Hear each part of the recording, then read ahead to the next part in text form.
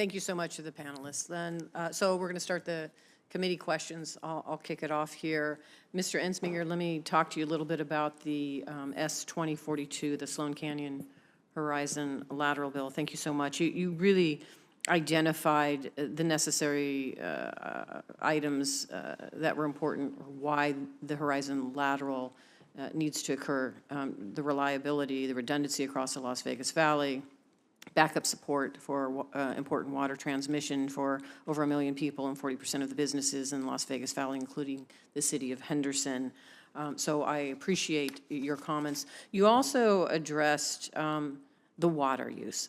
And so let me have you just focus on this one more time. How does the creation of the Horizon Lateral impact the region's water use? Where's this water coming from? As I said in my oral testimony, the construction and ultimate operation of the Horizon Lateral will not increase our water usage whatsoever. It's important to keep in mind that the way the water system works for Southern Nevada is we have a pumping station on Lake Mead. That station is capable of pumping 900 million gallons a day, and then it's conveyed over the mountains into Las Vegas and distributed through the system.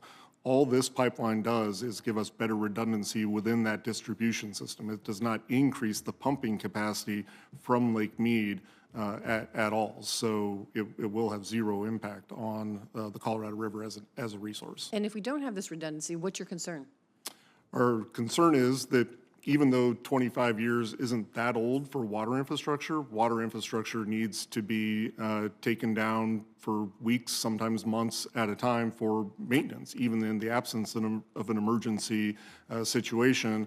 And we think that our South Valley lateral will need to be taken down for maintenance as early as 2030. So we really have an urgency to get going with the project. And if we are not able to go on the southern alignment, ultimately we're going to have no choice but to go on that northern alignment and have those, pretty significant impacts to our community that I've outlined. And so let's talk about that, and I appreciate your comments, because you've really done your analysis on the impacts and why this is needed, but the impacts to the environment and to the local community. So can you talk a little bit about the difference between the preferred route and what you call the northern route?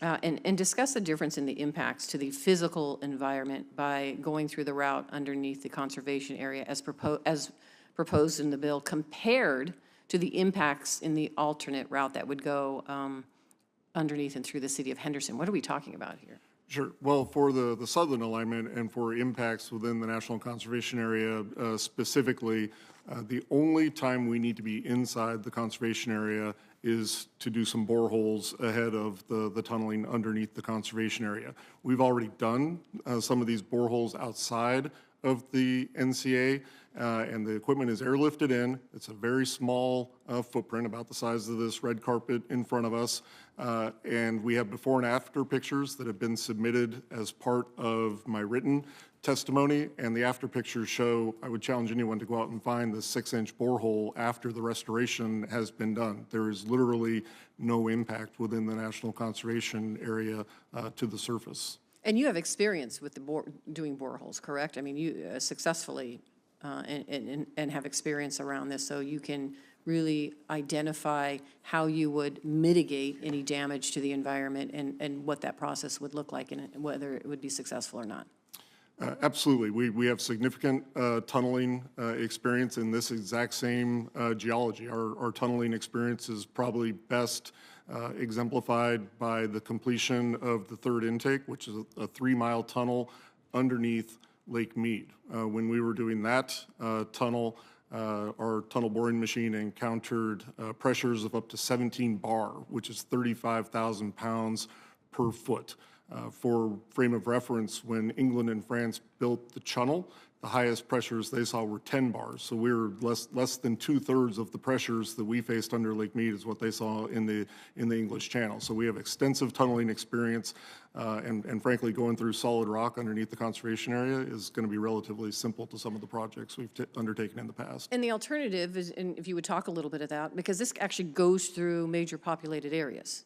and the impact it would have to those. Can you talk a little bit about? Sure. Well, I mentioned the 50-foot trenches down major roadways. Those will literally close businesses.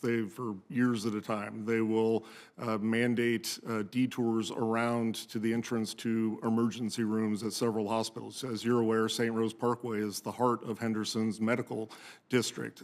Major regional parks will be turned into staging areas where pipeline segments will take those parks out of commission for 7 to 8 years so that we can dig the trenches and tunnel through the parts of the city that we feel comfortable that we can tunnel through without impacting major infrastructure. So it will have close to a decade of significant economic and human impact by going to the north. And you talked a little bit about by going through the southern route through Sloan Canyon, you would save $200 million.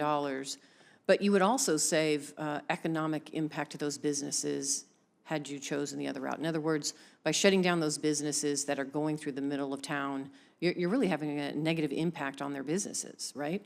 So that's going to cost millions of dollars, I would imagine, to those businesses if we're having to shut them down to put a necessary redundant pipe through the middle of town.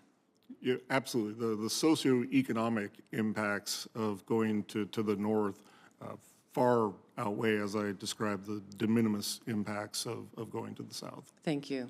I appreciate that. Senator